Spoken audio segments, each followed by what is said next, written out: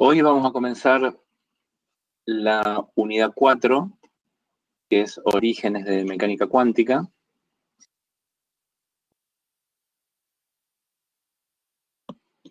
Así le hemos dado en llamar, Orígenes. Orígenes porque lo vamos a ver desde el punto de vista histórico. Habría dos maneras de encarar este tema de la mecánica cuántica pedagógicamente. Todos los libros, casi todos los libros, lo hacen de esta forma, de la forma histórica, salvo un libro que yo les recomiendo altamente leerlo para el que le gusta el tema, ¿no? Para el que le gusta la parte física, más allá de la ingeniería, la parte conceptual, que se los recomiendo como una segunda lectura, el libro de Feynman, el volumen 3, que es de mecánica cuántica. Ese libro empieza por un lugar distinto, les da la nueva ley y a partir de ahí empieza a analizar cómo esa nueva ley se aplica a casos particulares. Es como si comenzaran de esta manera bestial en física 1. Les dan la ley de Newton, les dicen F igual a la derivada de P con respecto al tiempo. Y dice, bueno, esta es la ley de la física, todo cumple esto, clásicamente, y vamos a empezar a analizarlo. Bueno, sería un trabajo complicado. Bueno, ese es lo que hace este libro. Nosotros vamos a seguir el camino histórico. El camino histórico es el siguiente. Hubo una serie de experimentos entre finales del siglo XX y finales del siglo XIX y principios del siglo XX, donde hubo un montón de aspectos de los experimentos que no se podían explicar con lo que se tenía hasta ese momento en la física clásica. Esos experimentos los vamos a ir recorriendo. Hoy vamos a empezar con radiación térmica.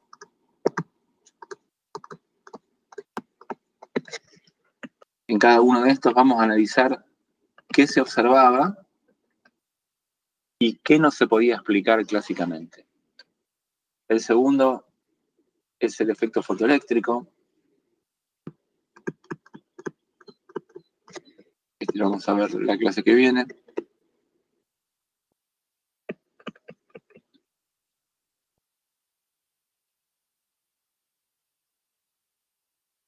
El primero que les nombré, el que vamos a ver hoy de radiación térmica, es de justo finales del siglo XIX. Estamos en 1899 el experimento y 1900 la explicación de Planck. El efecto fotoeléctrico lo explica Einstein en 1905. Después vamos a ver el efecto Compton. Este está un poco desubicado temporalmente. El efecto Compton es de los 1920, estamos 20 y pico años después de esto. Y lo otro es emisión de rayos X. Los rayos X se encuentran por primera vez a fines del siglo XIX, 1895, si no recuerdo mal. Pero la explicación de esto y los detalles vienen después. Acá nos vamos a centrar en un detalle particular de la curva, de la emisión de rayos X, y en la aplicación a caracterizar materiales, que es una técnica que todavía hoy se sigue usando. Bueno, obviamente en medicina también hoy se sigue usando. Se siguen usando los rayos X. Desde el mismo momento que se descubrieron, ya al año siguiente empezaron a tener las aplicaciones que hoy siguen teniendo en medicina.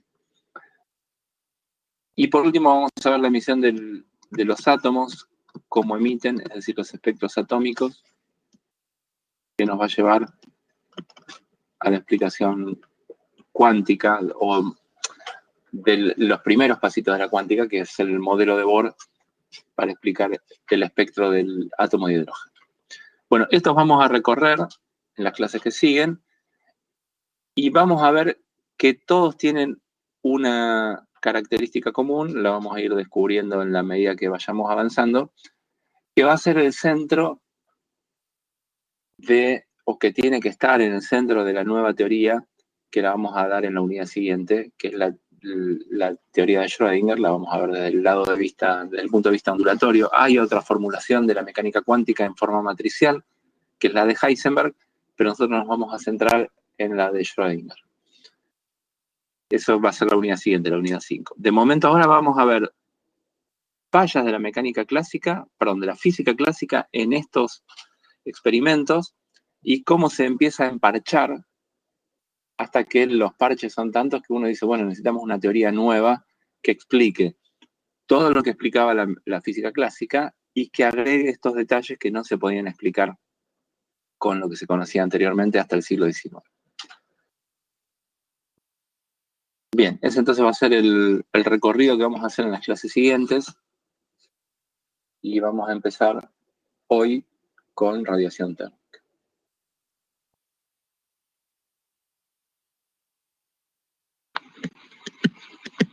Además, los vamos a recorrer históricamente porque cada uno de estos aspectos depende de la disciplina de cada uno, depende de la ingeniería que siga cada uno de estos aspectos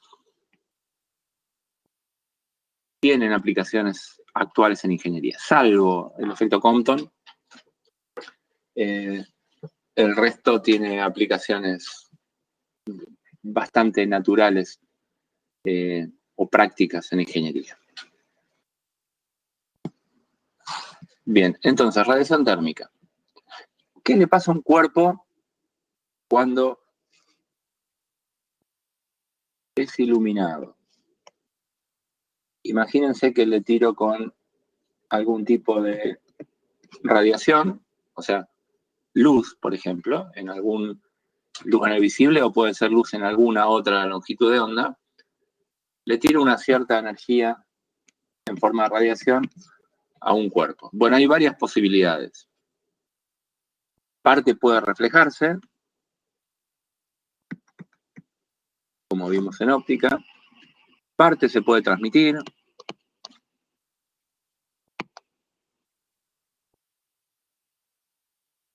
La puede pasar de largo y parte puede ser absorbida. No hay más posibilidades que eso. Imaginemos de momento que el cuerpo no es transparente, opaco en el sentido ese, que no es transparente, no que no brilla, sino que la luz no lo atraviesa. Entonces, descartemos de momento que haya energía transmitida. Entonces vamos a tener que la energía incidente o bien se absorbe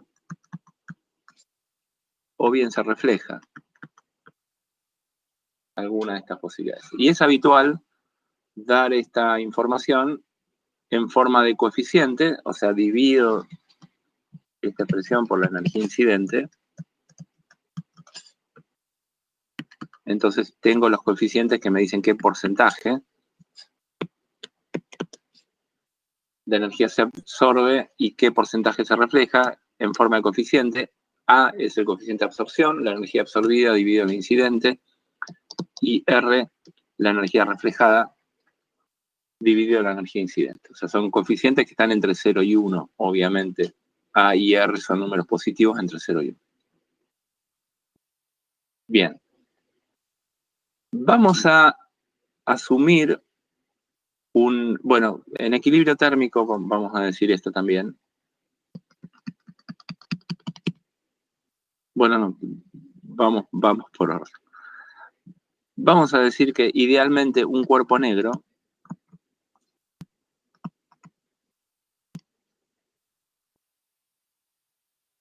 esto es una idealización,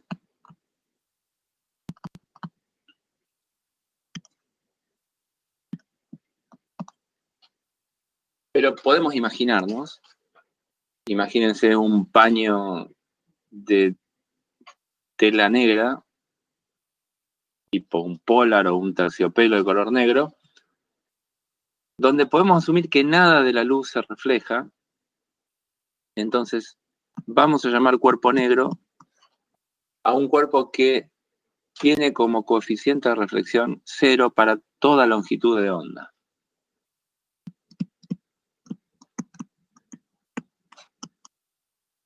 Cualquier radiación que yo le tire se absorbe. O sea, R igual 0 y por lo tanto A igual a 1 para toda longitud de onda.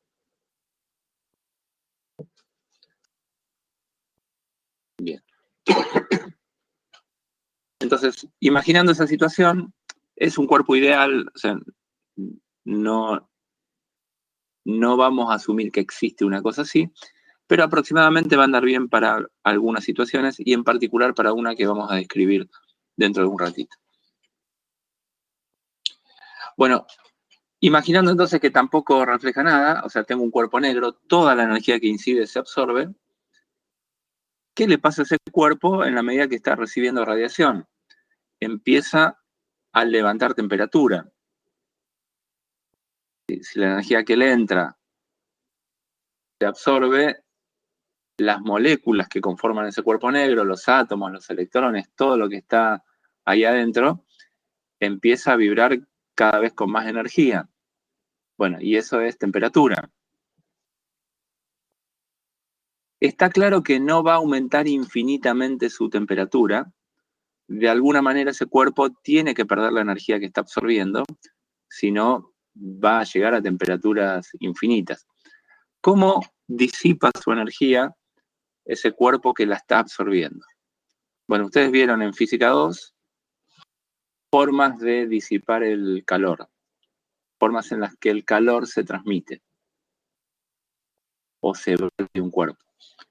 ¿Cuáles eran esas formas?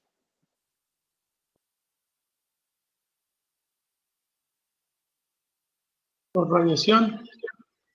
Conducción Bien, y convección. por radiación es una opción. Por conducción, ahí están escribiendo bien o hablando. Y me falta una. Convección. Por convección. Bien. Convección. Bien, gracias. Bueno, convección y conducción son casi el mismo efecto. ¿Por qué? Porque conducción sería cuando tengo en contacto un sólido con otro sólido. Y convención, no, sino sería convección, sería cuando tengo en contacto el sólido con un fluido, que puede ser un líquido o puede ser un gas. Entonces, las moléculas del fluido que están en contacto con el cuerpo que está caliente, se calientan y por cambios en la densidad se alejan. Entonces, la única diferencia con la conducción es que las moléculas que están en contacto o los átomos que están en contacto con el cuerpo que estamos considerando, bueno, no necesariamente siempre están en contacto. Se calientan y se van, sea porque están fluyendo o porque cambian de densidad, bueno, por cualquiera de esas situaciones que conocemos. Pero imaginemos que le quitamos a este cuerpo todo el entorno, lo ponemos en el vacío. Entonces ya no tenemos ni conducción ni convección. Entonces solo nos queda que pierda calor por radiación. Entonces llegará un momento en que la energía en equilibrio térmico, ¿qué es este equilibrio térmico? Cuando la temperatura deja de cambiar y se estabiliza,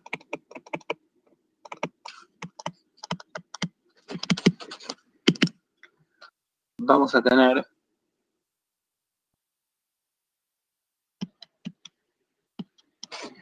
que la energía absorbida es igual a la energía emitida. Perdón. ¿Qué es la energía emitida? Emitida en forma de radiación. Esta energía que está siendo absorbida a un ritmo constante también va a estar siendo irradiada, supongamos isotrópicamente en todas las direcciones. Y esto lo llamo la energía emitida, en forma de radiación.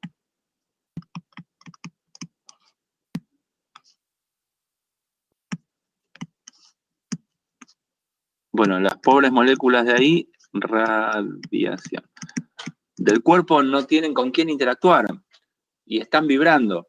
Pero bueno, están compuestas por cargas, protones, electrones, que, bueno, o dipolitos, un átomo se puede deformar o una molécula se puede deformar, la carga negativa se va más para un lado y la positiva para el otro, y eso con la radiación incidente oscila. Entonces, cargas que oscilan, sabemos, cargas producen campos eléctricos y magnéticos, cargas que oscilan producen campos eléctricos y magnéticos que oscilan en el tiempo, y eso es una onda electromagnética. Así que se va una onda electromagnética, sale del cuerpo, y una onda electromagnética, como vimos ya en la parte de óptica, lleva energía. Así que las cargas que se sacuden emiten ondas electromagnéticas y pierden energía de esa forma. Bueno, escrito en forma de coeficiente, el coeficiente de absorción es igual al coeficiente de emisión. Bien, y en un cuerpo negro eso tiene que valer 1.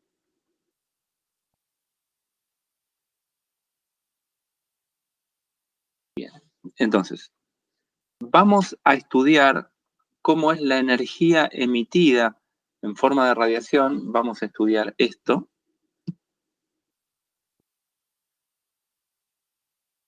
Para un cuerpo negro.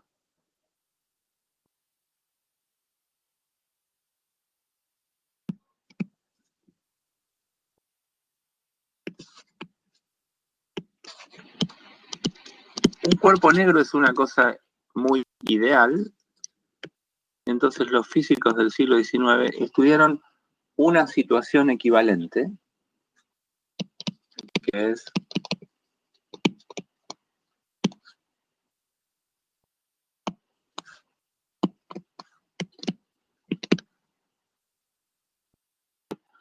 la radiación por un agujerito hecho en una cavidad. Estas dos cosas son equivalentes. Imagínense lo siguiente. Imagínense que tengo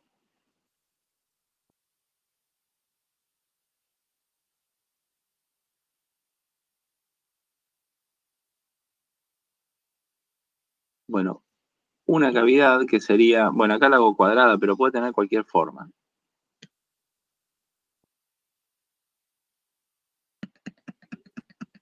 Este interior está espejado, o bastante espejado. Entre la pared interior y la pared exterior le hago vacío, por ejemplo. Y entonces tengo un sistema que está bastante bien aislado del exterior. Estas paredes de esta cavidad pueden estar a una cierta temperatura. Vamos a ponerle T. Y la radiación que entra por este agujero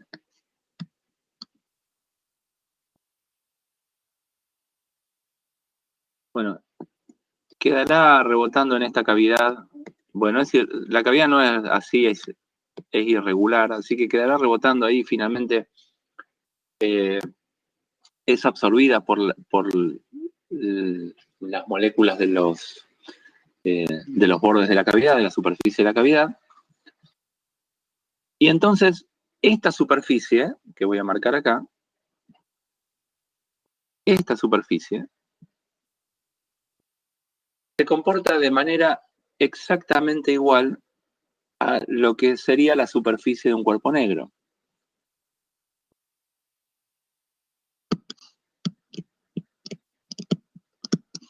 Funciona igual que la superficie de un cuerpo negro. Así que tenemos que estas dos cosas son equivalentes, o la superficie de un cuerpo negro o un agujerito hecho en una cavidad que está aislada del entorno. Bueno, esto que está acá dibujado no es otra cosa que un horno. Uno al horno le puede regular la temperatura, ¿no? Lo calentamos, le ponemos adentro un carbón encendido, le ponemos, o sea, una resistencia y le hacemos pasar corriente, y tenemos el horno a una cierta temperatura, y vamos a analizar cómo es la luz que sale de acá. Bueno, de acá va a salir radiación, porque las paredes de la cavidad están a una cierta temperatura y están emitiendo luz. Vamos a ver en qué longitudes de onda, pero están vibrando, y si están vibrando están emitiendo ondas electromagnéticas. Y cómo era la radiación que salía por ese agujero se estudiaba o se estudió en el siglo XIX. La medición experimental en 1899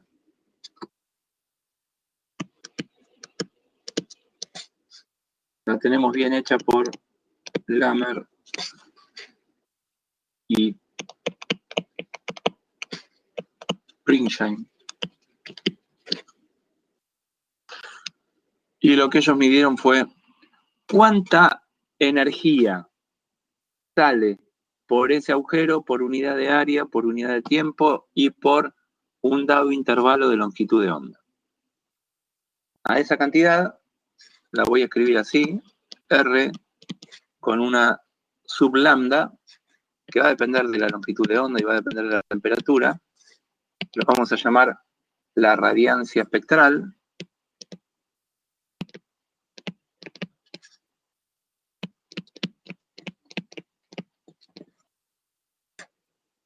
Esto es energía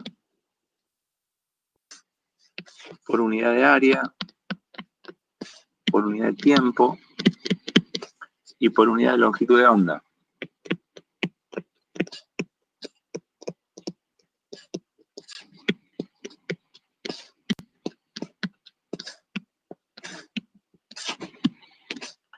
Fíjense que si no tuviéramos la longitud de onda ahí en el denominador, estaríamos en el caso típico de cuánta energía por unidad de área y por unidad de tiempo está emitiendo eso, y eso no es otra cosa que lo que en óptica habíamos llamado intensidad.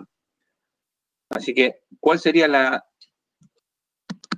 relación entre esto? Es intensidad por unidad de longitud de onda emitida. Así que lo podemos escribir como cuánta intensidad por un intervalito de longitud de onda está emitiendo este agujerito del horno.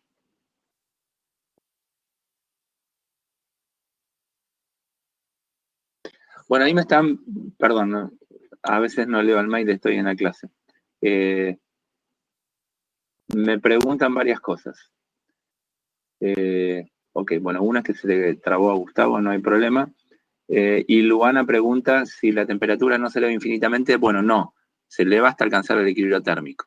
¿Sí? Si uno le prende una lámpara y lo enciende, hasta que alcance el equilibrio térmico se calienta. Después ya no. O sea, hasta que lo que emite compensa lo que está entrando.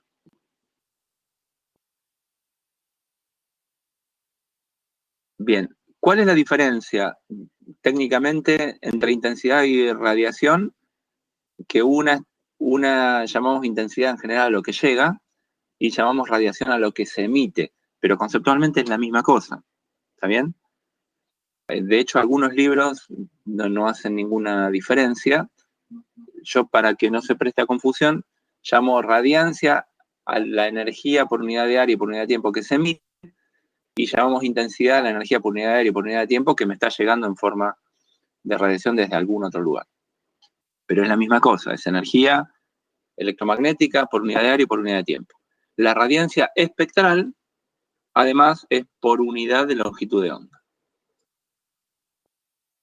Bien. Entonces, ¿cómo es el gráfico de esa cantidad?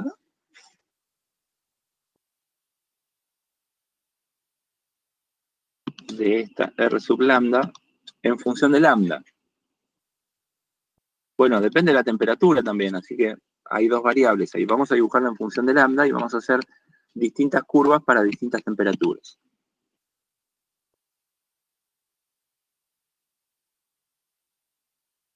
Bueno, las curvas son aproximadamente así. Tienen esta forma. Bueno, hago 3 nomás.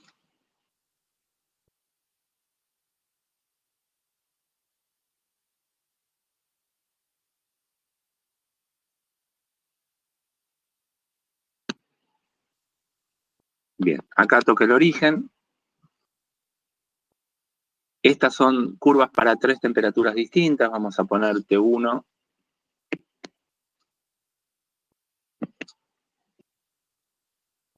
Por ejemplo, temperatura 1, temperatura 2, temperatura 3. Y obviamente la energía que se emite es cada vez mayor, entonces está claro que T3 es la mayor. Bueno, y tiene más o menos esta forma. Perdón, las hice exactamente al revés. Esto sería en función de... Perdonen mi torpeza. Esto sería en función de la frecuencia. Y a partir de ahora voy a llamar nu a la frecuencia, a la que antes habíamos llamado f. En óptica, en cuántica es habitual, lo van a encontrar en todos los libros, por eso lo pongo así, llamar a la frecuencia nu. Nu es la letra griega correspondiente a nuestra n. Nu.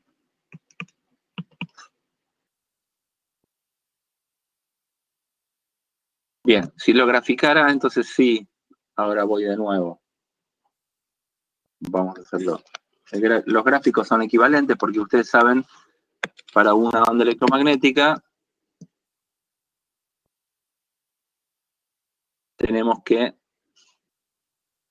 lambda por f o lambda por nu es igual a la velocidad de la luz en una onda electromagnética.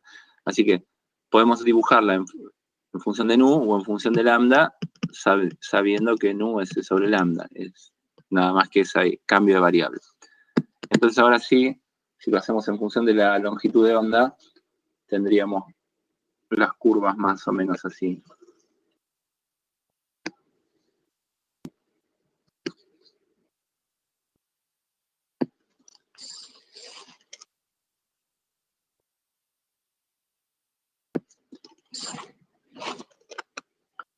Bien. Con la misma idea. T3, T2, T1. T3 es mayor que T2 y mayor que T1.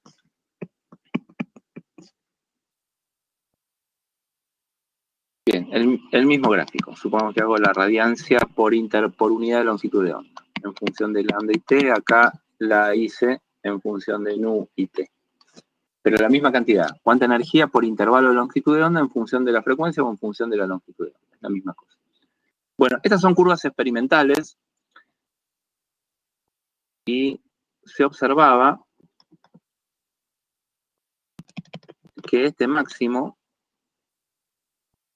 se va corriendo a longitudes de onda más chicas o a frecuencias mayores. Y bueno, habrán visto un carbón que es muy bien aproximable por un cuerpo negro, que en la medida que uno lo calienta, por ejemplo, lo pone a 600 grados, como cuando hace el fueguito en la parrilla para hacer el asado, y se pone al rojo. Bueno, ¿qué es eso? Que está emitiendo ondas electromagnéticas con una buena cantidad dentro del espectro visible en el color rojo. Bien. Si uno pone esto por ahí, convendría hacerlo con la curvatura adecuada, así.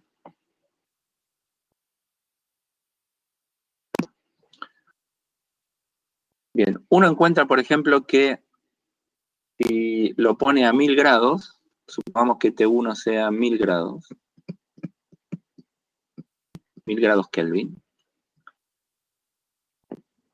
Bueno, este máximo está en 3, si dibujo esto en micrones, está en 3 micrones. 3 micrones, recuerden, estamos fuera del espectro visible, estamos en el infrarrojo. La mayoría de la luz emitida por un cuerpo a esa temperatura está en el infrarrojo.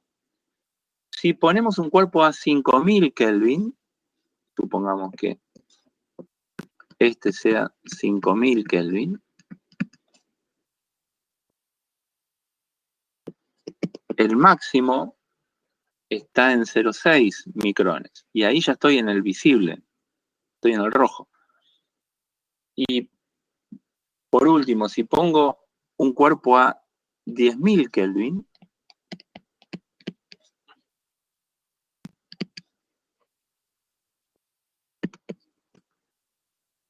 ya estaría emitiendo en el ultravioleta, el máximo. Fíjense que emito en varias longitudes de onda. Yo diría en infinitas longitudes de onda.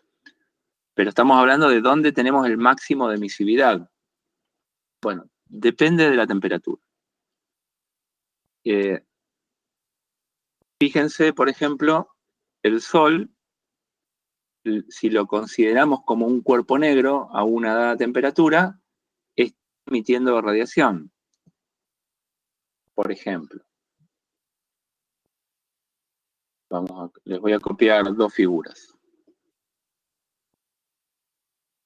Bueno, este es un gráfico bien hecho.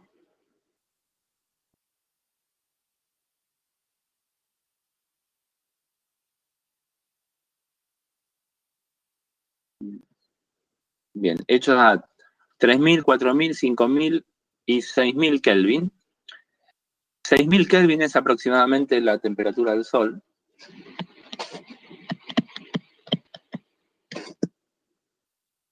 Y fíjense que en el Sol el máximo está bien dentro de la región visible. Bueno, estas son las curvas teóricas. Después vamos a ver dónde está la teoría. Todavía no llegamos a la teoría.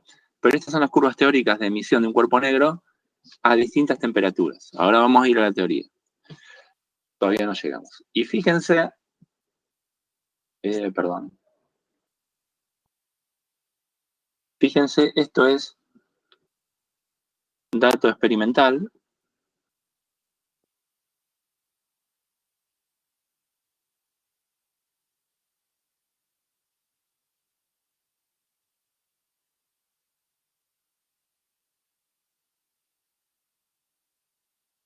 Está el espectro del Sol en amarillo, en color amarillo, y en negro está la curva de radiación del cuerpo negro a 5.700 Kelvin aproximadamente. Bueno, fíjense que se aproxima muy bien cómo emite el Sol a cómo emite un cuerpo negro a esa temperatura. Este es el registro, o sea, fuera de la atmósfera, ¿no? Una vez que la energía que viene del Sol o la radiación que viene del Sol atraviesa la atmósfera, hay algunas longitudes de onda que se absorben debido a lo que haya en la atmósfera. Si hay ozono, si hay agua, hay dióxido de carbono. Bueno, cada molécula tiene su patrón o sus longitudes de onda características de absorción. Pero si me voy fuera de la atmósfera, eso es lo que se llama el espectro solar extraterrestre, como dice ahí, o sea, fuera de la atmósfera de la Tierra, está llegando un espectro que es muy similar al espectro de un cuerpo negro. O sea que es un buen modelo para un montón de cosas. Y fíjense que experimentalmente es una cosa que parece re tediosa, es esto que está ahí, es mirar la luz que sale del agujerito de un horno. ¿Sí? De ahí podemos obtener, por ejemplo, si estudiamos eso y lo modelamos bien, tenemos cómo es la radiación que emite una estrella, como el Sol. Bueno, es realmente sorprendente, pero la teoría es la misma. Bueno, uno explica cómo funciona el horno y explica cómo funciona el Sol. Es realmente sorprendente. Y además, en este caso particular, vamos a ver que la mecánica cuántica empieza acá, con algo que no funciona en la teoría y hay que emparchar. Bien, entonces, vamos a resumir. Tenemos estas curvas experimentales. Recuerden, estas curvas son curvas experimentales. No se tiene a esta altura de la vida, a finales del siglo XIX, una teoría.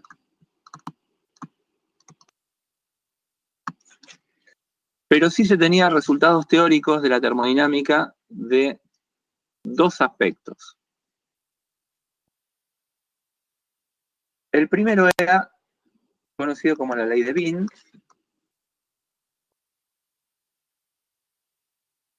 Wien, que era, si no recuerdo mal, austríaco, o será alemán. Bueno, le pegamos ahí en el palo. Si no era austríaco, era alemán. Y se pronuncia Wien como el tenista que perdió con Schwarzman se llama Dominique Thiem. Bueno, se pronuncia más o menos similar, salvo que cambiamos la T por la W.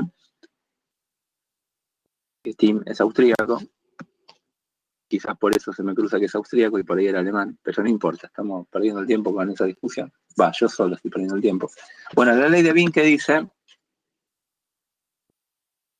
que el lambda para el cual es máxima la radiación, multiplicado por la temperatura a la que está el cuerpo negro o la cavidad, es una constante. Ojo, el lambda máximo no es cuál es la máxima longitud de onda, porque no hay una máxima longitud de onda. Fíjense que esto sigue teniendo radiación emitida aún para longitudes de onda grandes. Bueno, es en qué lugar está el máximo de la radiación. Esto que está indicado acá con este puntito.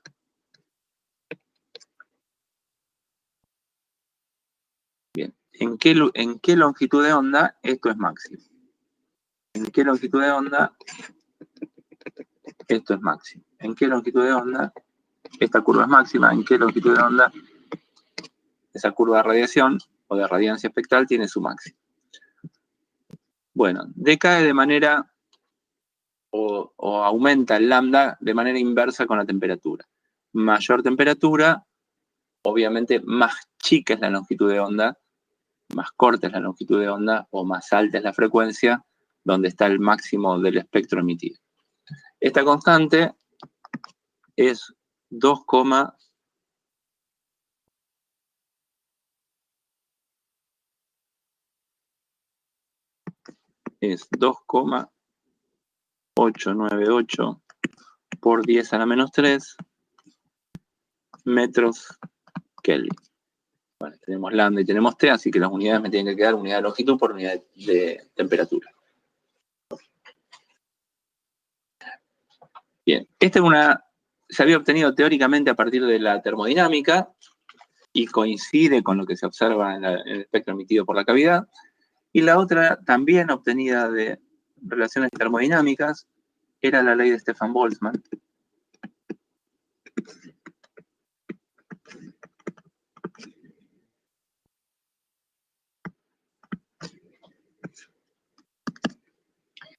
Y la ley de Stefan-Boltzmann es cuánta radiencia en total, o sea, integrando en todas las longitudes de onda, cuánta energía en total por unidad de área y por unidad de tiempo está saliendo de la cavidad. Vamos a ponerle así, la radiancia total, esa T de abajo es de total, no de temperatura.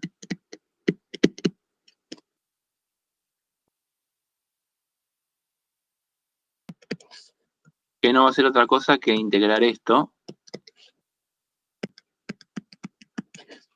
Bueno, esta depende de T, pero no se confundan las T de total con la T de temperatura.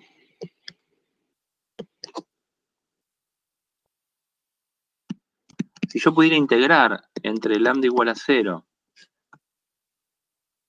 y lambda igual a infinito esa función, si pudiera, digo, porque no tengo la expresión matemática de esa función todavía. Entonces, si lo hago experimentalmente, si sumo todas las energías, eso me da proporcional a T a la cuarta. Una constante que la vamos a llamar sigma por la temperatura a la cuarta. Bueno, ese resultado también se obtiene teóricamente. Estas dos leyes, entonces, que salen de la termodinámica,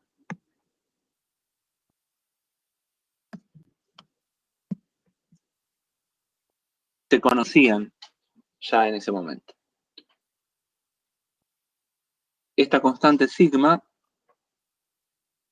es la constante de Stefan-Boltzmann y vale 5,67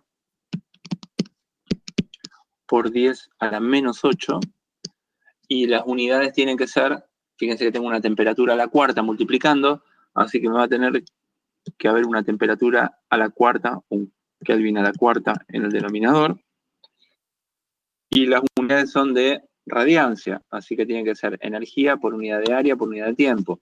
Energía por unidad de tiempo es watt y unidad de área es metro cuadrado, por ejemplo. Entonces, si le damos en MKS, este es el valor, 5,67 por 10 a la menos 8 watts por metro cuadrado por Kelvin a la cuarta. Bien.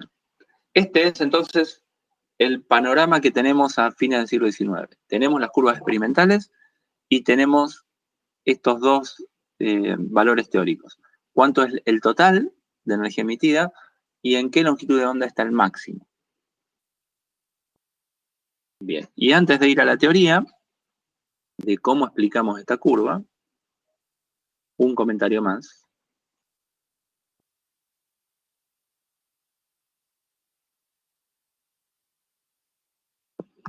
R sub lambda, de lambda y la temperatura,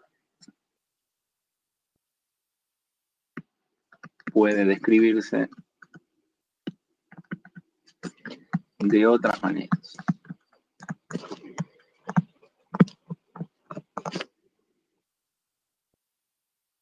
Bien, yo lo puedo dar en función de lambda, lo puedo dar en función de nu, eso es irrelevante o es indistinto, pero una forma es darlo por, en lugar de darlo por intervalo de longitud de onda, lo voy a dar por intervalo de frecuencia. Ojo, no es la que dibujé acá al principio, porque esta que dibujé al principio está escrita en función de la frecuencia, pero sigue siendo la radiancia por intervalo de longitud de onda. Cuando pongo la etiqueta sub nu acá abajo, ¿qué es lo que estoy queriendo decir? La puedo dar en función de lambda o la puedo dar en función de nu, no importa, pero esto es ahora energía por unidad de área, por unidad de tiempo, pero en lugar de darla por unidad de longitud de onda, la voy a dar por unidad de frecuencia. ¿Cómo hago para relacionar una con otra? Bueno, si yo agarro cuánta energía estoy emitiendo por intervalo de longitud de onda y la multiplico por un intervalito de longitud de onda, me va a dar cuánta energía por unidad de área, por unidad de tiempo estoy emitiendo en ese rango de longitudes de onda. Eso sí o sí tiene que ser igual a esta cuenta.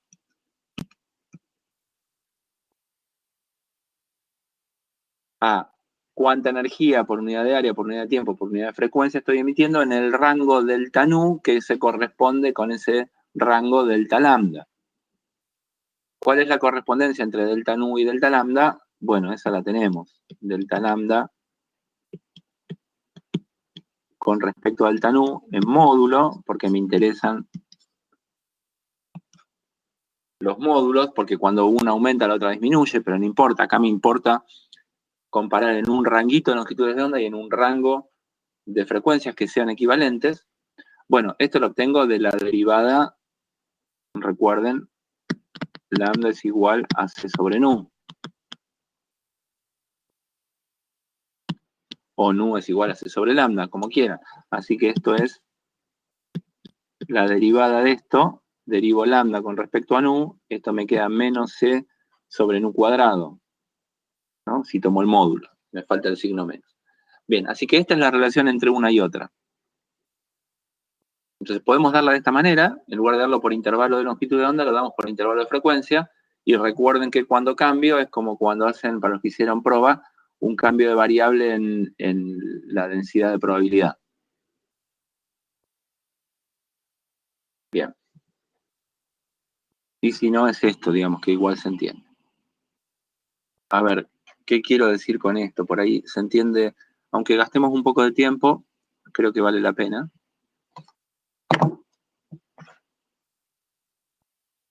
Lo que estoy diciendo es, ¿cómo es la relación de lambda y nu? Bueno, es así. Si hago un gráfico de nu versus lambda, el gráfico es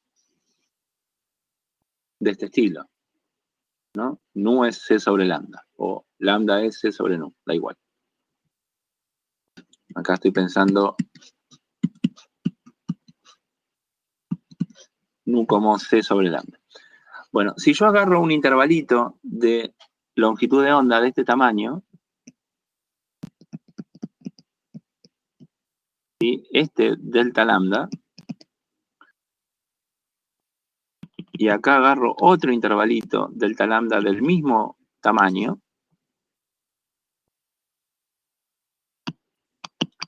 fíjense que el delta nu correspondiente en un caso o en otro es distinto.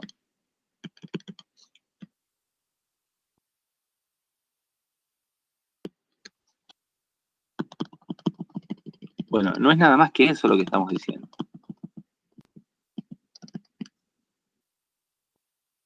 Fíjense que para un caso y para otro el delta nu es muy distinto. Un mismo delta lambda corresponde a deltas nu distintos. ¿Sí? Por eso a la curva hay que ponerle esta relación de derivadas en este cambio de coordenadas. ¿Sí? Cuando lo hago por intervalo de frecuencia, cuando lo hago por intervalo de longitud de onda, tengo que tener en cuenta que los intervalitos delta lambda y delta nu están relacionados, bueno, obviamente por la derivada, más o menos, ¿no? Si lo hago chico, esa derivada es mayor que esta derivada en módulo, por lo tanto el delta nu es mayor que el delta nu cuando la derivada es menor. Bueno, ok. Comentado eso, vamos a dar otros paquetes, otros envases en lo que podemos dar esta misma curva, y es la, voy a llamarla densidad, le voy a poner ρ sub lambda. Esto es densidad de energía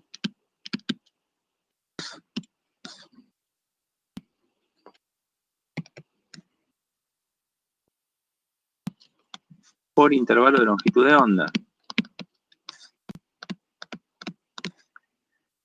Es decir, voy ahora de nuevo a la cavidad.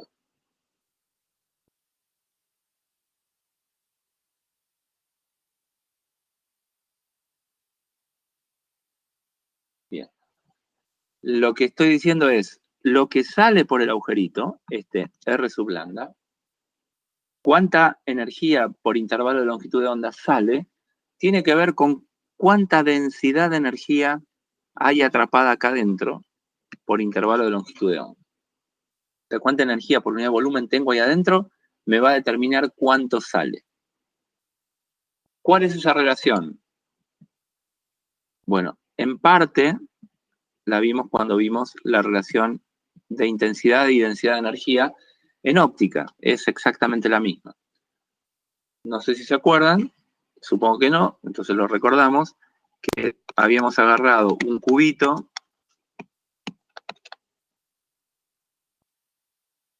imaginario, era el cubito ese. Acá adentro tenía una densidad de energía, que no me acuerdo qué letra le había puesto, pero no importa, ahora la llamamos ρ. Esta es la densidad de energía, y la intensidad, o sea, la energía que atraviesa esta área por unidad de tiempo, la habíamos llamado intensidad. Bueno, pero intensidad y radiancia es la misma cosa. Bueno, ¿cuál era la relación? ¿Se acuerdan que la habíamos demostrado? La intensidad era la densidad de energía multiplicada por la velocidad de la luz, porque habíamos asumido que toda estaba viajando en esta dirección, ¿no? O sea, habíamos imaginado una onda plana que viajaba en esa dirección. Si la onda plana viaja en esa dirección, tengo que la intensidad es la densidad de energía por C. Bueno, pero ahora a la densidad de energía, perdón, a la intensidad la estamos llamando radiancia espectral y lo hacemos por intervalo de longitud de onda, así que hacemos cuánta energía tengo por intervalo de longitud de onda. Bueno, esto daría C si toda la energía estuviera viajando para el mismo lado, pero en una cavidad tengo la las ondas electromagnéticas viajando para todos lados, para arriba, para abajo, para derecha, izquierda, para adelante y para atrás. Entonces, en primer lugar, todo lo que viaja para la izquierda, igual todo lo que viaja para la derecha hay que tirarlo. No importa si va un poquito más hacia arriba o más hacia abajo. Así que ahí ya me queda la mitad. Y si además integro angularmente, porque las ondas que viajan en alguna dirección particular encuentran la superficie con un ángulo distinto, entonces tengo que proyectarla en esa dirección, y eso me da un coseno, y se integro el coseno en ese rango de ángulos, lo que voy a obtener es otra mitad, y la relación que me queda es esta. Entonces, puedo darla también de esta forma, y la relación es que la radiancia espectral que definimos anteriormente, multiplicada por 4 y dividido por C, me da cuánta energía por unidad de volumen y por intervalo de longitud de onda tengo atrapada en la cavidad. Y por último, puedo hacer lo mismo en función o por intervalo de frecuencia. Entonces, acá tendría densidad de energía por intervalo de frecuencia. Y esto no es otra cosa que R sub nu por 4 sobre 6. Bueno, la misma historia. Y como cambio de una a otra, de la misma manera que cambio las radiancias, ¿no? Tengo que multiplicar por las derivadas cada una para que me queden iguales. Bien, entonces,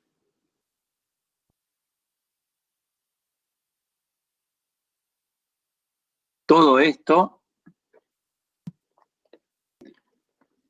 son formas equivalentes, 4 maneras de empaquetar la misma información.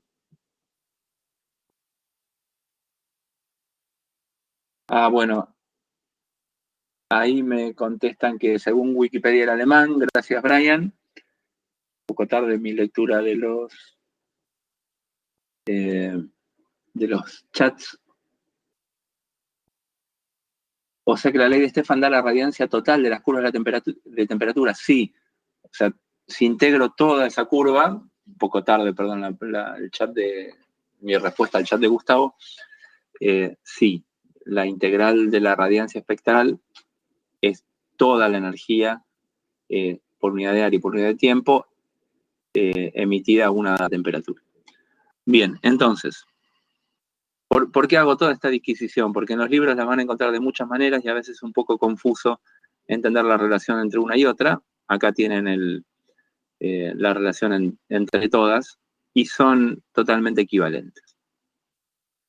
Bien, entonces, ¿dónde está el problema de la física clásica cuando trata de describir estas curvas? Entonces vamos a la teoría clásica.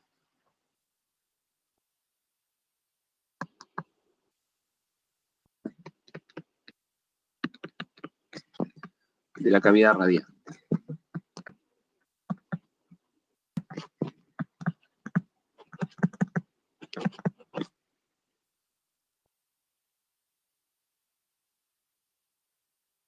Esta teoría se conoce como la teoría de Rayleigh y Jeans.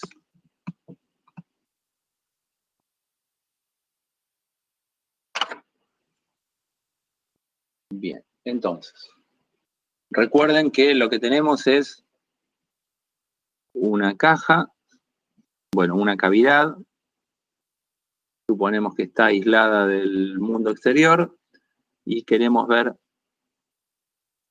cuánta radiancia sale por acá.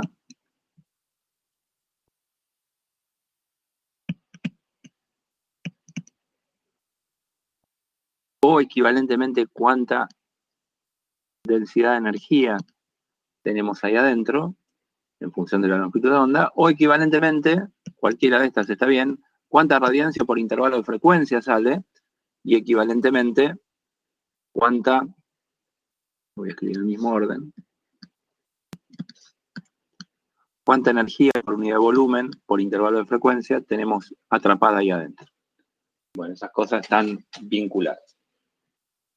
Entonces, vamos a encararlo por el lado de la densidad de energía por unidad de frecuencia. Esto es lo que hicieron Rayleigh y Jeans. Entonces, ellos se plantearon un modelo, si uno se abstrae de toda la termodinámica atrapada ahí, que es muy complicada, uno puede definir que la cantidad, la densidad de energía encerrada en esa cavidad consta de dos factores. Una es cuántos modos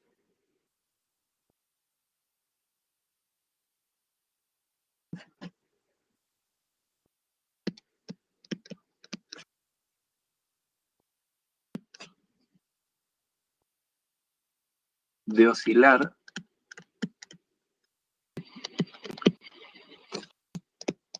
tiene una onda electromagnética en esa cavidad.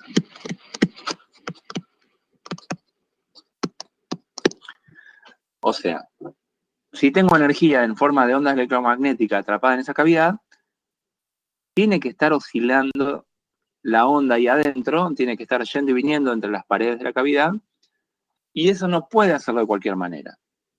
Solo hay un número posible de modos de hacerlo, no de cualquier manera. A ver si transmito la idea. Es exactamente el mismo problema, salvo que en 3 dimensiones, que las formas que tiene una cuerda de oscilar. Imagínense que estoy en una dimensión y tengo una onda atrapada o una cuerda atrapada en 2 paredes. Bueno, la cuerda no puede vibrar de cualquier manera, la cuerda puede vibrar así.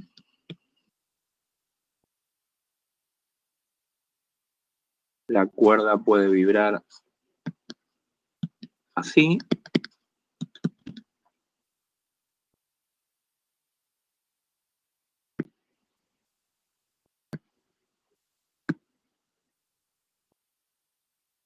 La cuerda puede vibrar así.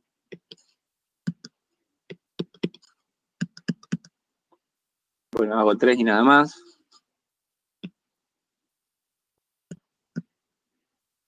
Pero esto sigue hasta el infinito.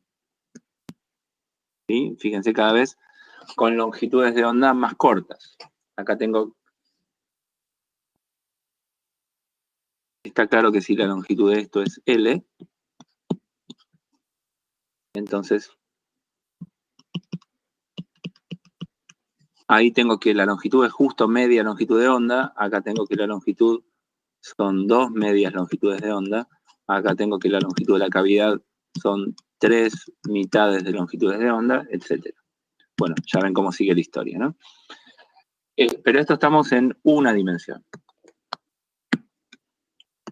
Si me pongo en 3 dimensiones, tengo que tener en cuenta lo mismo, pero en todas las direcciones posibles. Disculpe, profe. Sí. No estaba compartiendo la pantalla. Ok. A ver.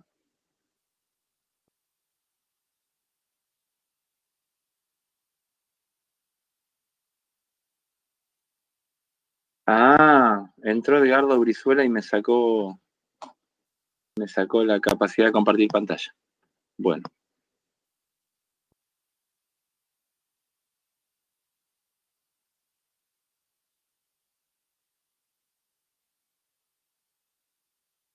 Bueno, no sé qué pasó, que ahora no puedo hacerlo, no sé por qué cambiaron los roles, perdón. Ok, ahora sí, me volvió la capacidad. No hay problema, Edgardo.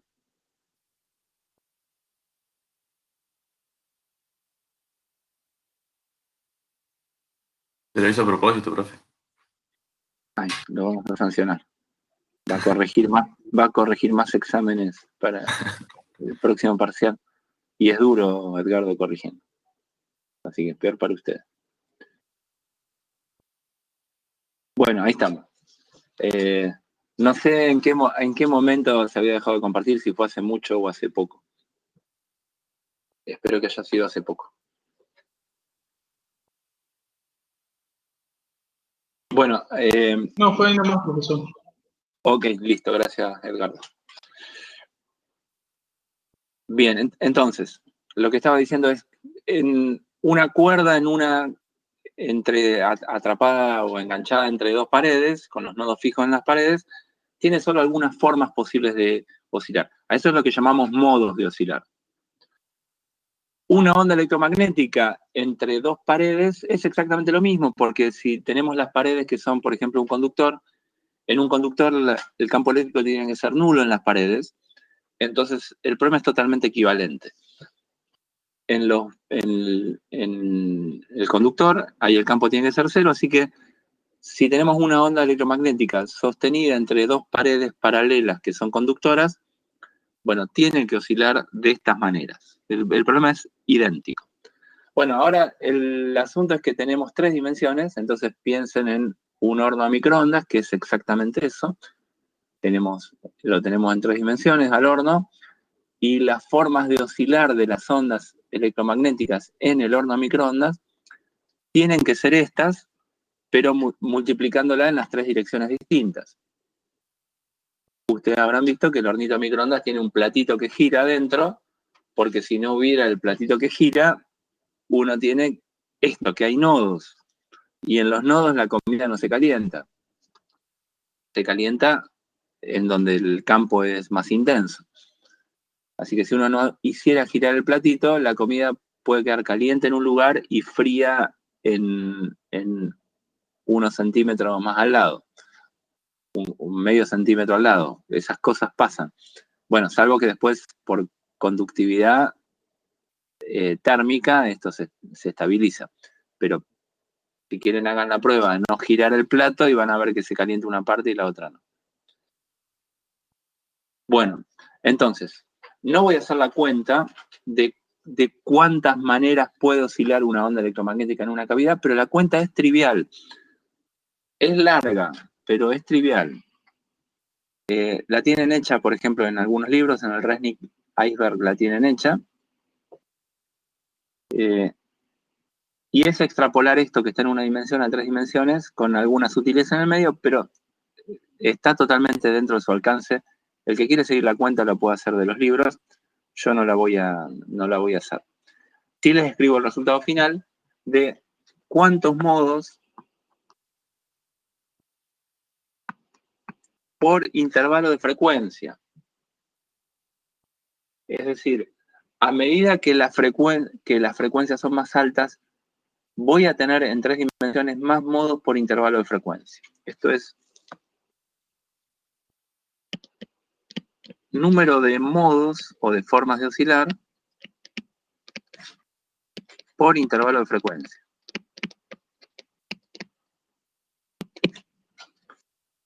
Bueno, esta cuenta está hecha. Esto da 8 por pi por el volumen de la cavidad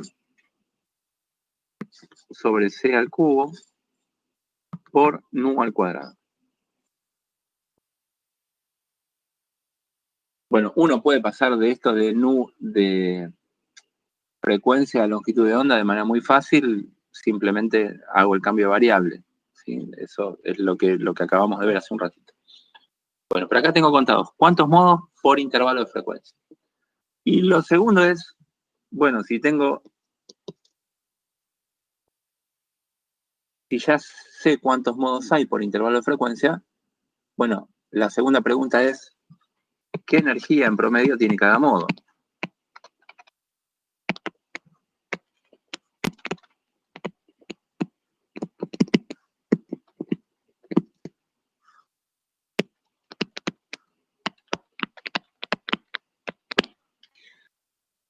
Esta pregunta es más sofisticada, acá tenemos que hacer uso de mecánica estadística, pero algo vieron en física 2. Vamos a usar lo que sale, por ejemplo, para un gas ideal. Uno tiene un gas, ¿y qué es un gas ideal? Tengo encerrado en una caja un conjunto de átomos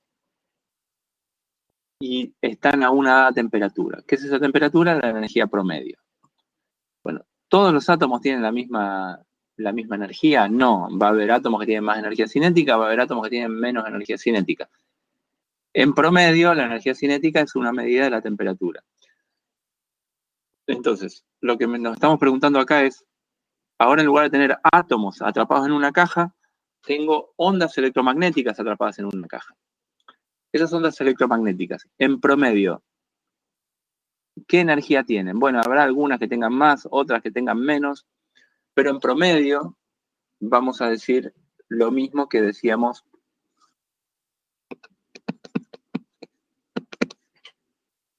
para el caso de un gas ideal en física 2, que la energía promedio es kT. A ver, para un gas ideal era 3 medios de kT, o sea, era 1 medio de kT, voy a ponerlo así, 1 medio de kT por cada grado de libertad.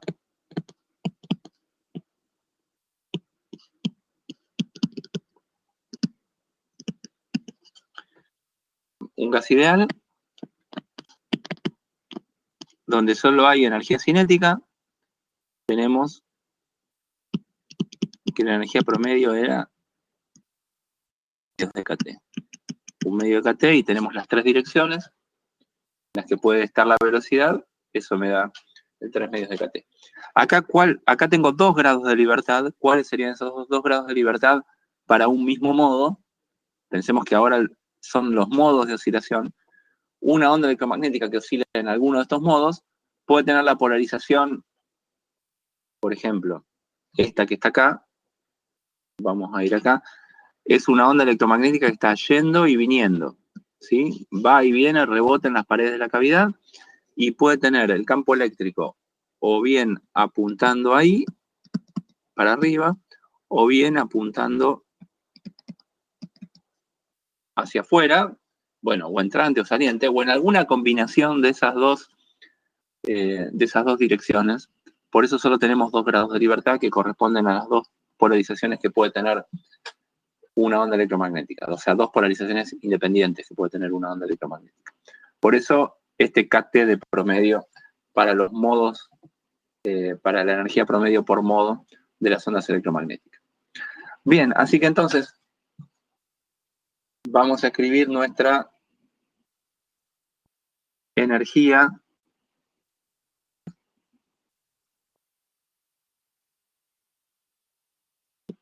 nuestra ρ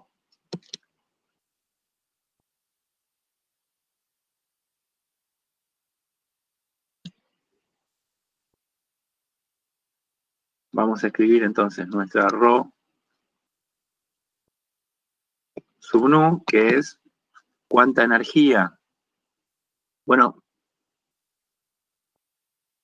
acá puse cuántos modos, bien. Entonces, esto era energía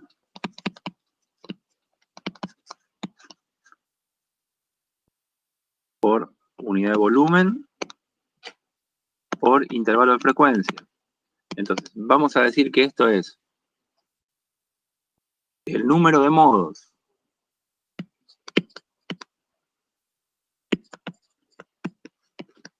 por unidad de volumen por unidad de frecuencia por la energía promedio por modo.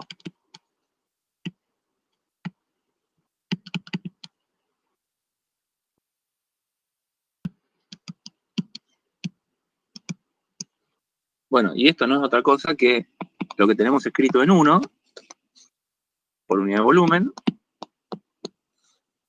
Lo que teníamos en 1 era número de modos por intervalo de frecuencia. Esto era 1.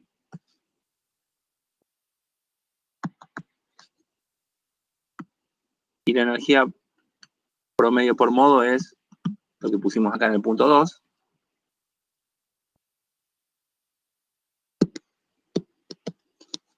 Así que entonces lo que nos queda es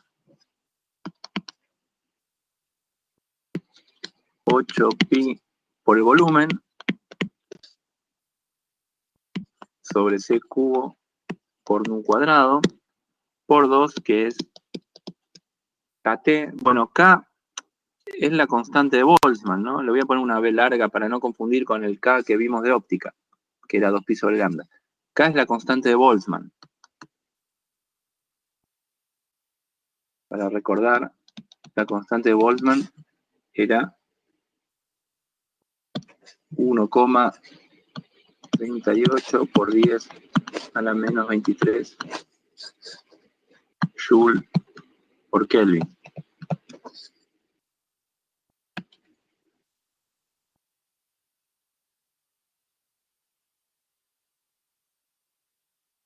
Bueno, dividido el volumen.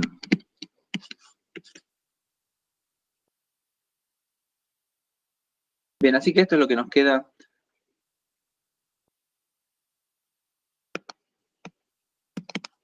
De acuerdo a la teoría clásica de Rayleigh y Jeans, lo voy a escribir así.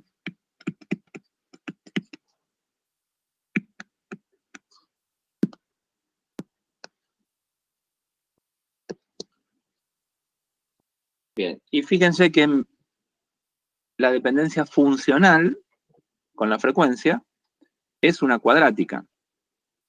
Si escribo el R sub nu, que fue lo que graficamos al principio, bueno, yo grafiqué R sub lambda, pero es parecido.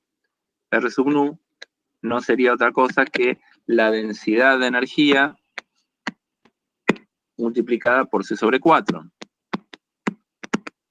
Así que esto es 2pi, se me fue el 8 dividido el 4, me quedó un 2, un C cubo me queda un C cuadrado, la constante de Boltzmann por la temperatura, por nu cuadrado. Bueno, lo mismo, en cuanto a la dependencia con nu, no me cambia nada, sigue dependiendo de nu cuadrado. Entonces, recuerden cómo era nuestro gráfico. R sub nu, si lo hiciéramos en función de nu, nos quedaría una cosa así. ¿Sí? Tenían esta pinta los gráficos. Esto era el gráfico experimental. Bueno, y ustedes ya ven experimental. Y ustedes ya ven la bestialidad que sale de esta cuenta.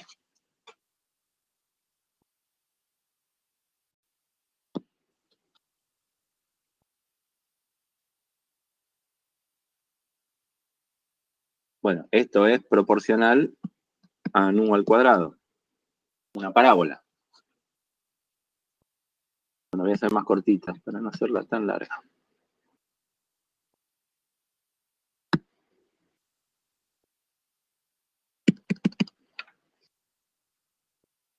Bueno, esta curva es proporcional a nu al cuadrado. Bueno, esto es horrible. Horrible por dos asuntos. Primero, porque no ajusta al experimento a frecuencias altas. Sí ajustaba muy bien acá. O sea, en la zona de frecuencias bajas, esto andaba bien. Ajustaba muy bien. Pero a frecuencias altas, se empieza a separar cada vez más. En un momento da este disparate. ¿Por qué es un disparate? Porque esto diverge. O sea, lo que estoy diciendo es que de un cuerpo negro o de una cavidad se irradia una cantidad de energía infinita. También integro esto en nu y no se acaba nunca. Sigo obteniendo infinita energía. Esto necesariamente tiene que estar mal. A esta falla grave de esta teoría se la llamó la catástrofe ultravioleta, porque ya para frecuencias en el V esto empezaba a dar estos disparates. Bien. Esto sale de aplicar la termodinámica que para que se den una idea, en el siglo XIX los físicos más brillantes venían del campo de la termodinámica. Era algo muy conocido, muy sofisticado y que andaba muy bien. Einstein viene de ahí. De hecho, su trabajo de el movimiento browniano es un problema de termodinámica. Bueno, el tema es que esto, aplicando prolijamente la teoría clásica de la termodinámica, uno obtiene este disparate. Y esto no tiene muchos vericuetos. En esencia, es el producto de estas dos cosas. ¿Cuántos modos tengo oscilando en la cavidad? ¿Y cuánta energía en promedio tiene cada modo? Bueno, ahí viene, entonces en 1900, esto es del año anterior, así que estamos a todo ahí.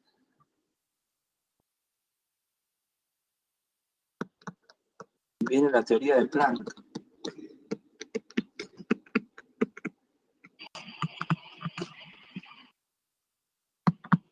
De la cavidad radial.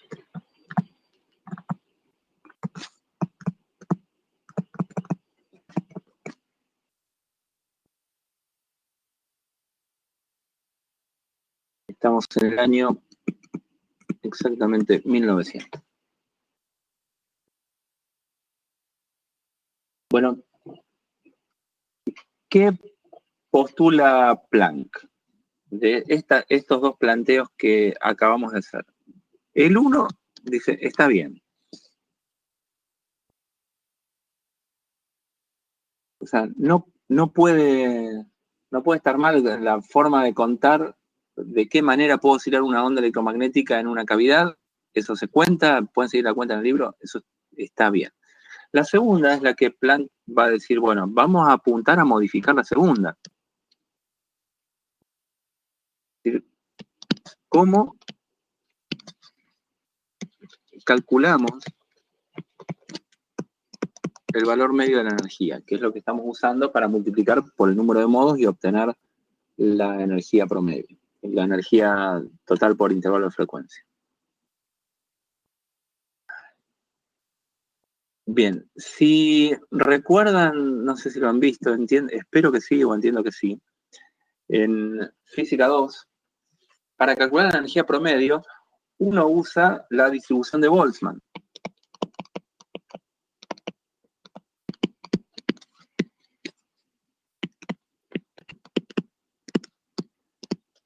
¿Qué me dice la distribución de Boltzmann? Si yo tiro algo, un conjunto de partículas en un sistema físico, que puede ser nada, una caja, por ejemplo. Encierro partículas en una caja. ¿Cómo se distribuyen las energías? Se distribuyen con una probabilidad, que es eso, la distribución de Boltzmann, con una probabilidad P de E que es una exponencial negativa.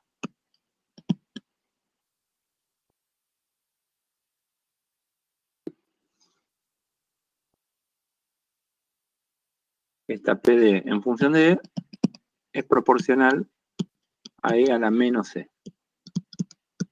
Bueno. Obviamente, si cambia la temperatura, cambia la inclinación de esa curva, pero siempre es una exponencial negativa. Entonces, ¿cómo calculo la energía promedio? Esa es la probabilidad. ¿Cómo calculo la energía promedio? La energía promedio la calculo haciendo la integral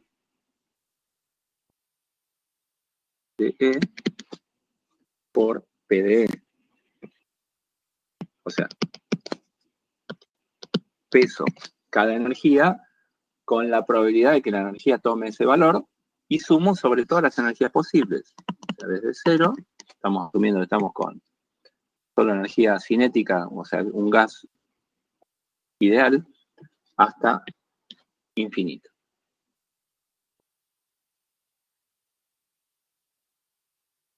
Bien, esta es la forma estándar en el siglo XIX de calcular la energía promedio. Bueno, en cualquier caso que uno tenga una distribución de probabilidad, esta es la forma de calcular el valor medio. Agarro la cantidad que quiero promediar, la multiplico por la probabilidad de que tenga ese valor y sumo sobre todos los valores posibles. Bueno, eso me da el valor promedio, en este caso de la energía. Lo que dice Planck es, bueno, esto está andando bien cuando la frecuencia es baja. Esto. O sea, esta forma de calcular el promedio de la energía anda bien acá. Entonces, tengo que buscar de alguna manera una forma de promediar la energía que a frecuencias altas me dé un valor más chico que el que me tira este resultado. Y la forma que se le ocurrió a él es decir, bueno, en lugar de hacerlo así, ¿qué pasa si la energía no viene en forma continua, sino que viene en forma discreta? A ver, las energías, lo que plantea primero el modelo más simple, que sería que las energías solo pueden tomar valores que sean múltiplos de un delta E.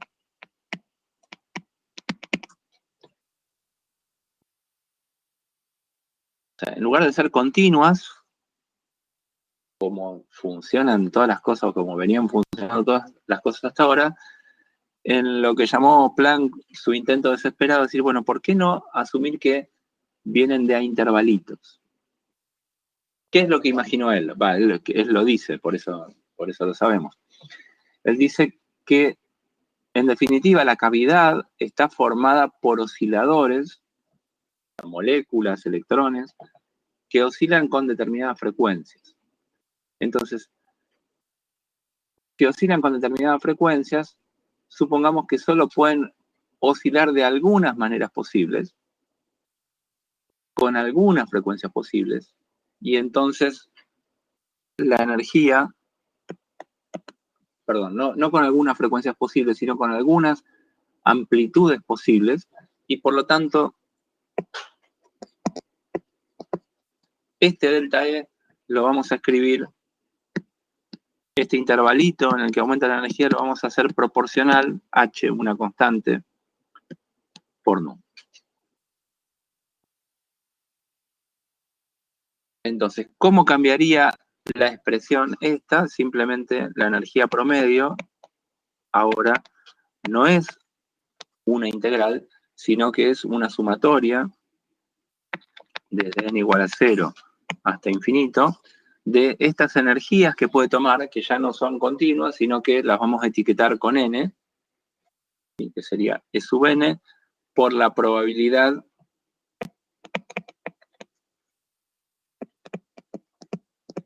de que tome ese valor E sub n.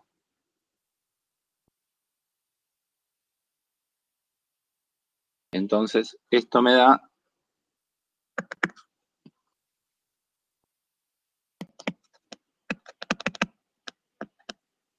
desde n igual a 0 hasta infinito, de E sub n, que es n por h por nu, esto es E sub n, y la probabilidad que es proporcional a E a la menos E sub n, que es NH nu, sobre la constante de Boltzmann por la temperatura. Bueno, y acá yo dije que era proporcional, la proporcionalidad la podemos escribir como 1 sobre kb por t. Bien, esto da, bueno, esto por delta E, que es H nu.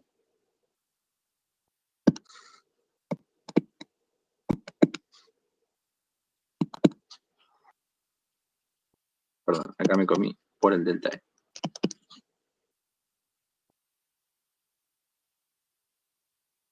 Bien, esta cuenta da H nu sobre E a la H nu sobre la constante de Boltzmann por la temperatura menos 1. Bueno, de esta manera se logra claramente lograr que la cantidad de energía a frecuencias altas baje a medida que la frecuencia aumenta. Y si uno pone esto en la expresión anterior, obtenemos la curva de radiación espectral y Planck ajustó esta constante H para que le dé, perdón, para que se ajuste a los datos experimentales. Bueno, esta constante hoy nos da 6,626 por 10 a la menos 34 joules por segundo. Por de multiplicar.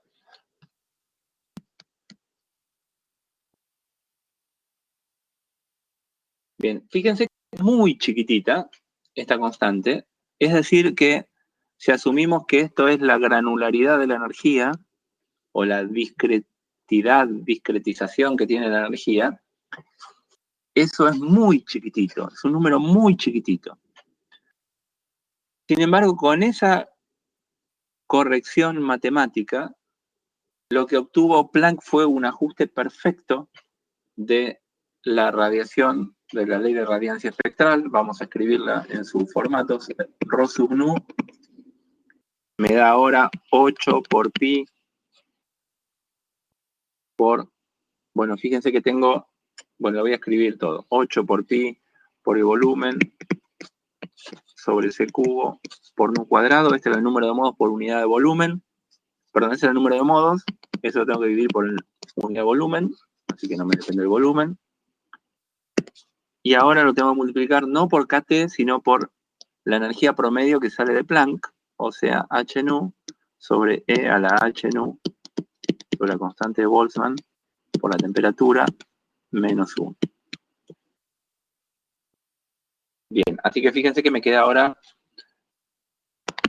esta expresión, 8 pi nu al cubo, 8 pi h por nu al cubo, sobre c cubo, por 1 sobre e a la h nu, sobre kBt,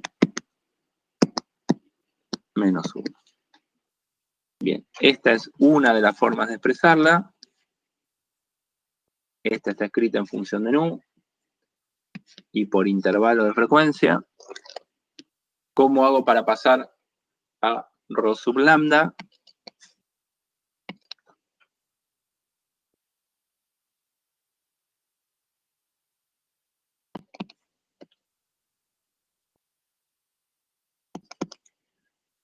Bueno, no es otra cosa que Rho sub nu multiplicado por la derivada de nu con respecto a lambda, el módulo. Bien, así que esto es 8 pi h sobre c cubo nu al cubo por 1 sobre e a la h nu sobre kb por t menos 1. Bueno, por la derivada, y la derivada de nu con respecto a lambda, bueno, si la hago acá aparte, ya la habíamos hecho, era c sobre lambda cuadrado en módulo. Así que multiplico por c sobre lambda cuadrado.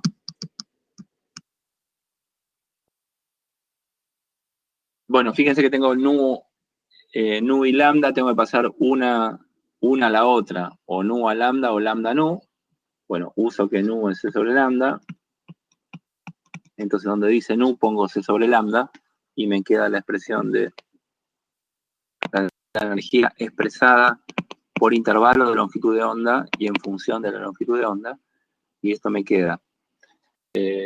Donde dice nu, pongo c sobre lambda. Fíjense que el nu se me va, lo voy a escribir, 8 pi h. El nu al cubo me queda c cubo sobre lambda cubo, pero el c cubo se me va con el c cubo que tengo en el denominador. Así que me queda un lambda cubo y con el otro lambda me queda un lambda a la quinta por c por 1 sobre e hc sobre lambda kt menos 1. Bien, y por último vamos a expresarlo en nuestro formato con el que empezamos. La radiancia espectral no era otra cosa que Rho por c sobre 4.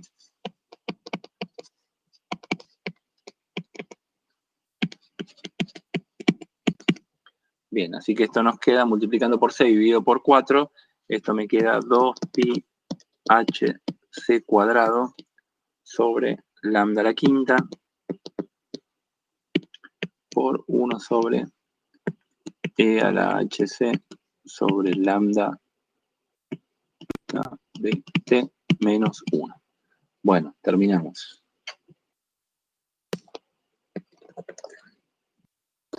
Esta es, en cualquiera de estos formatos, esta es la ley de Planck.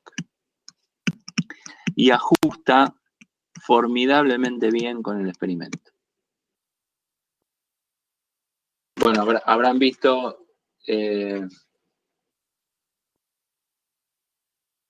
las curvas que teníamos antes, o por ejemplo la radiancia del Sol, que no es un cuerpo negro exactamente, igual ajusta bien a esta ley teórica. Bueno, ¿cómo obtengo la ley de Planck? ¿Cómo obtengo, perdón, la ley de Stefan Boltzmann a partir de acá? Bueno, muy sencillo. A partir de acá, una vez que tengo esta forma teórica, simplemente obtengo Stefan Boltzmann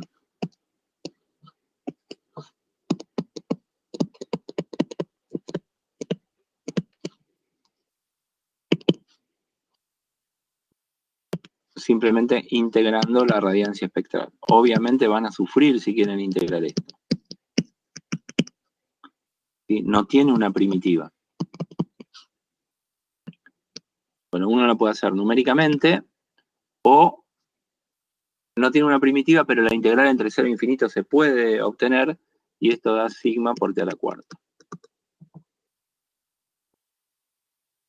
Bueno, hay un ejercicio en la guía para hacerlo con algún dato, con alguna pista de cómo es esta integral sacada de tablas, cuando uno la integra entre 0 e infinito, y la otra es la ley de Wien,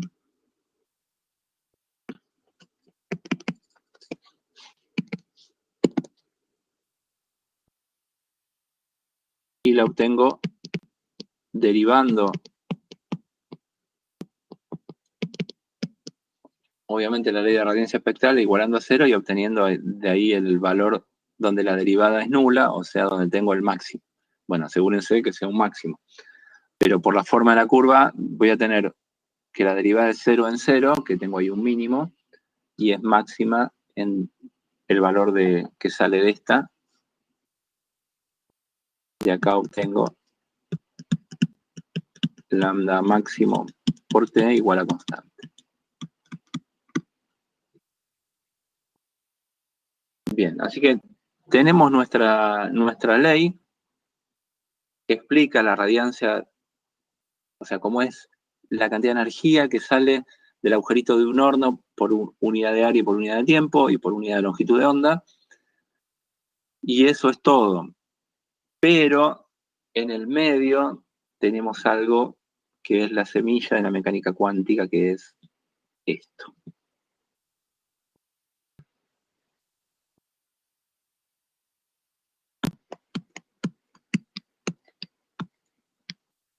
Acá empieza la mecánica cuántica. ¿Por qué solo hay algunas energías permitidas? La energía no es continua en esta cuenta que hace Planck, sino que toma valores discretos. Está bien, esa discretización, esa granularidad de la energía, que no puede pasar de un valor a otro continuamente, sino que tiene que pegar un salto, de ahí va a venir el nombre de cuanto, ¿no? que está discretizada. Eso es muy chiquitito, pero conceptualmente es muy fuerte, por más que sea chiquitito o grande, conceptualmente la energía no es continua. Pega saltitos que dependen de la frecuencia.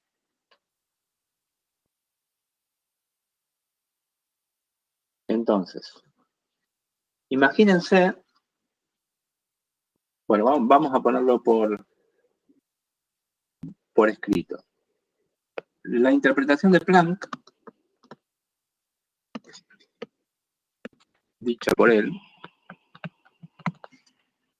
es que los electrones de la cavidad oscilan de manera no continua, o sea, de manera cuantizada.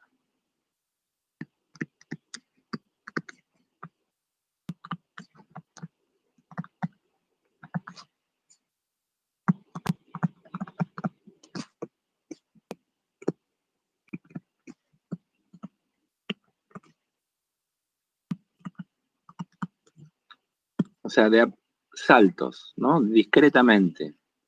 Eso lo vamos a usar de manera intercambiable. Discretamente. Discretamente, no en el sentido habitual del lenguaje español. Discretamente es en forma no continua.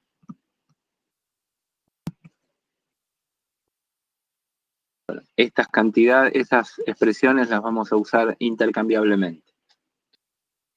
Bueno, Planck dice que fue un acto de desesperación y lo asoció a que algo en la cavidad estaba oscilando de manera no continua. Y pasaba de un modo de oscilar al siguiente, tenía que aumentar no continuamente. Lo que el pasito adelante que va a dar Einstein, eso lo vamos a ver la clase que viene, cuando explica el efecto fotoeléctrico,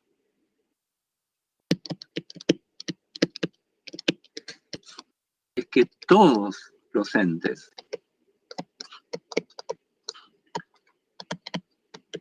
como las cosas que existen como entidad ontológica, todos los entes, sean partículas o sean ondas electromagnéticas, por eso voy a poner acá incluidas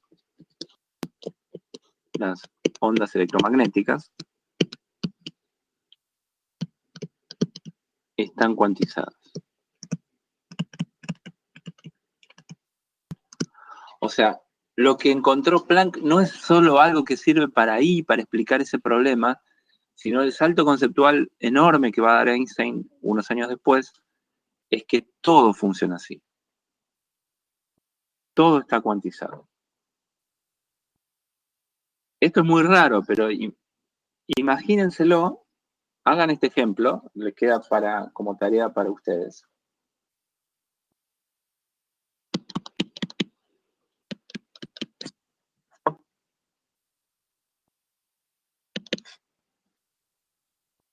Imagínense un carrito.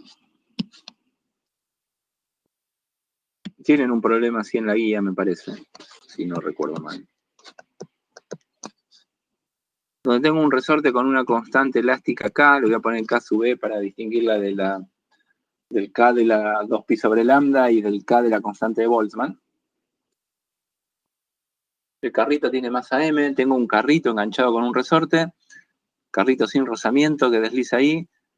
Supónganse que acá está la posición de equilibrio, lo aparto de la posición de equilibrio y lo suelto. Bueno, ese carrito empieza a oscilar con una frecuencia característica omega, bueno, frecuencia angular omega, raíz de K sobre M.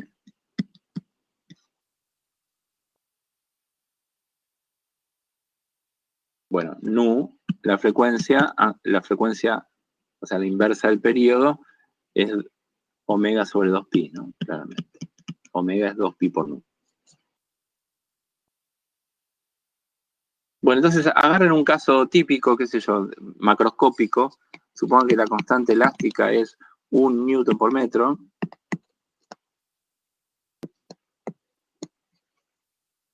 Y que la masa del carrito es 1 kilo. Y calculen delta E.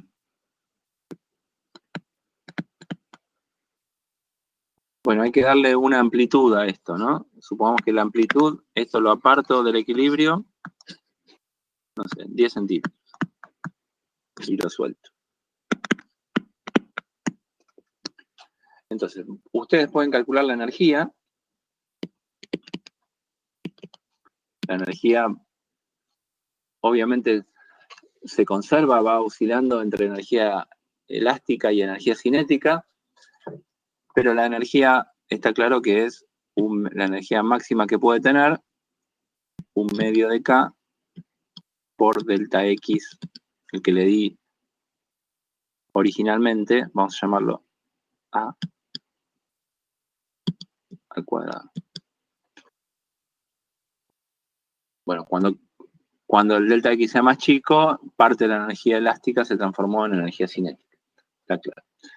Bueno, calculen esto y calculen esto. y vean que delta E, bueno, el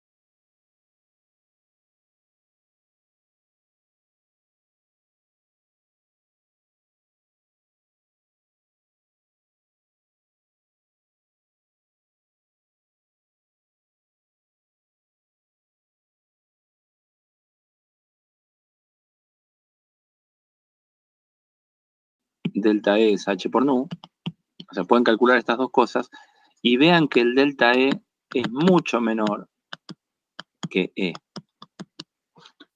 Y que no hay manera macroscópicamente de percibir esta granularidad en la energía. Vamos a exagerar. Supongamos que la constante de Planck fuera mucho más grande. Entonces el delta E lo hago comparable a la energía. Entonces, lo que estaría pasando es que el carrito no va recorriendo continuamente todas las posiciones, sino que el carrito hace como saltos entre una posición y otra, porque la energía no puede cambiar sino de a formas o de a saltos discretos. Y eso es medio loco, ¿no? Bueno, pero eso es lo que se está proponiendo, y por eso, más allá de que sea chiquitito y que sea imperceptible a escala macroscópica, eso es conceptualmente muy fuerte. Bien, entonces, en cuanto a parte conceptual física, esto es el logro de Planck, esto es lo que aparece en juego a partir de ahora, y vamos a ver que esto, E igual H nu, o delta E igual a H nu, es algo que nos va a empezar a aparecer por todos lados. La energía varía de esta forma, no puede variar de otra forma continua como lo teníamos hasta ahora clásicamente. Bien, dejo acá entonces la clase de hoy.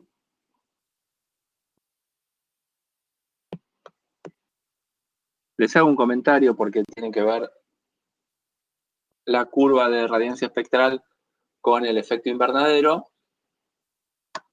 Hay muchas cosas que ustedes pueden hacer por su cuenta que no tienen que ver con lo que estamos tratando de decir acá. Lo que estamos tratando de decir acá es esto y va a seguir siendo esto a lo largo de esto. Estamos introduciendo la mecánica cuántica, pero como les dije, hay muchas cosas prácticas vinculadas a, por ejemplo, la radiación térmica, y lo mismo para los otros experimentos que vamos a ver.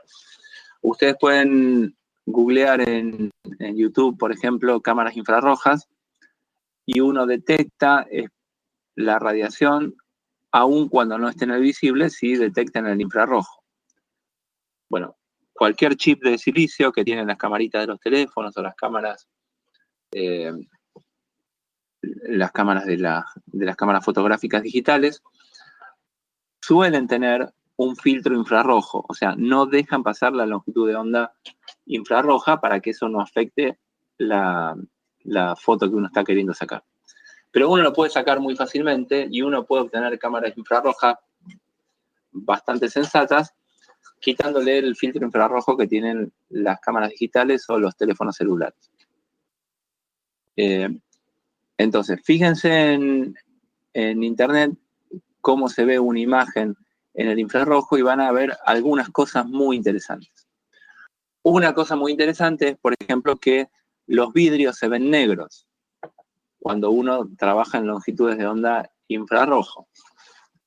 Y eso es porque el vidrio transmite el visible, pero en el infrarrojo es opaco. O sea, no es translúcido en el infrarrojo. Refleja toda la luz que le llega. Entonces, ese principio de que los materiales absorben algunas longitudes de onda y otras no, o reflejan unas longitudes de onda y otras no, o transmiten algunas longitudes y otras no, es lo que está detrás de lo que se llama el efecto invernadero. Simplemente lo pongo a colación. Efecto invernadero.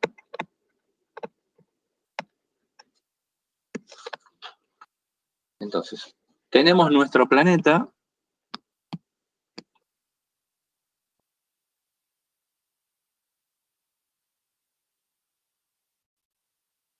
que obviamente estamos haciendo una aproximación, suponemos que está estable a una temperatura. No es que esté estable, obviamente en los polos y en el Ecuador las temperaturas son distintas. Pero podemos hacer un promedio de todo el planeta y la temperatura oscilará entre, no sé, más o menos 50 grados, una cosa así, entre la parte más fría y la parte más caliente. Podemos hacer un promedio y decir que la temperatura, el planeta está en equilibrio térmico. Una bestialidad porque no tendríamos clima ni problemas de pronóstico si eso fuera todo uniforme. Pero no importa, supongamos tenemos la atmósfera y la atmósfera va a funcionar como el vidrio que ustedes pueden ver en las cámaras infrarrojas, porque va a recibir la radiación visible. En el visible casi todo atraviesa y llega a la Tierra, pero la Tierra está a una dada temperatura, qué sé yo, del orden de, supongamos, promedio 20 grados Kelvin, 20 grados centígrados, o sea, 300 grados Kelvin, más o menos.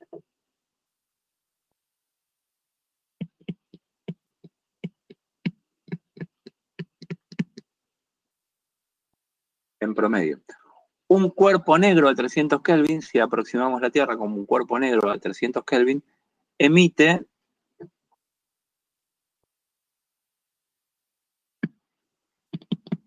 en el infrarrojo, principalmente.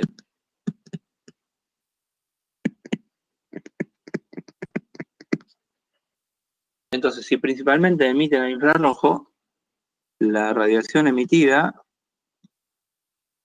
es reflejada por la atmósfera, por algunos gases de la atmósfera, no por todos, pero por algunos gases de la atmósfera son más retenedores de la radiación infrarroja, y eso es lo que uno hace exactamente en un invernadero. En un invernadero uno pone un nylon o un vidrio para que la luz visible del día atraviese y a la noche las plantas y la tierra que están adentro del invernadero no pierdan temperatura, se conserven a una temperatura razonablemente buena y no se me echen a perder las verduras que se me echan a perder con la helada.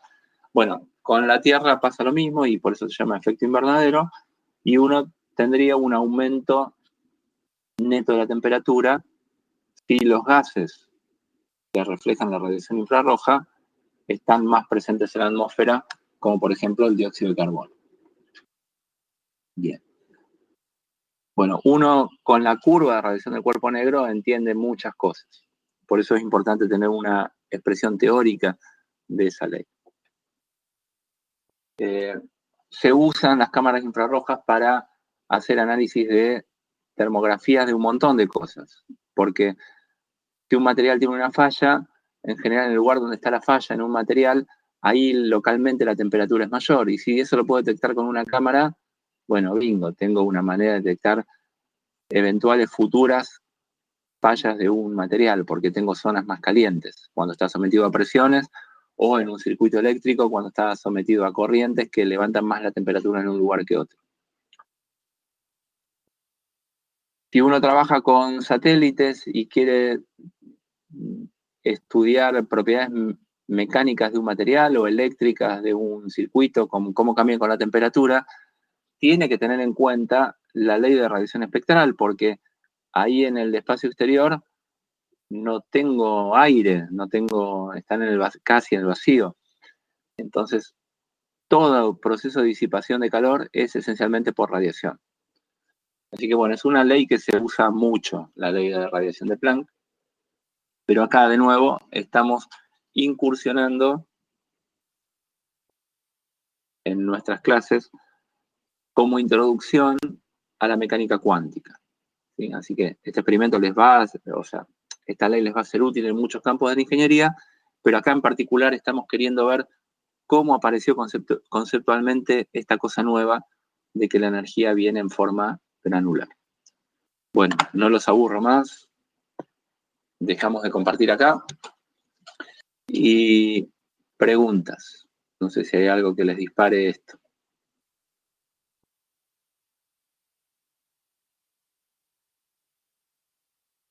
Profe, yo quería consultarles, hicimos un salto entre ecuaciones con frecuencia y ecuaciones con longitud de onda. ¿Hay alguna que tengamos preferencia o las dos medidas distintas? Da igual, en general vamos a trabajar con la radiancia espectral, esta, la que puse al principio y la que recuadré, perdón, no tengo compartido, y la que recuadré al final, que ahora la comparto para que quede claro, pero esta, la que está, ahí aparece, ahí está, la que está recuadrada en naranja ahí, que, bueno, en cualquier formato es la ley de Planck, pero esta, la que llamé al principio radiancia espectral,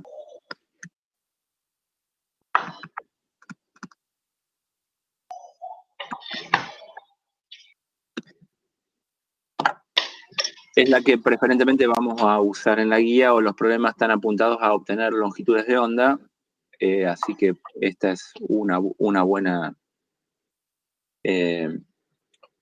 expresión. Las otras también son igualmente válidas, pero esta es la que más vamos a usar.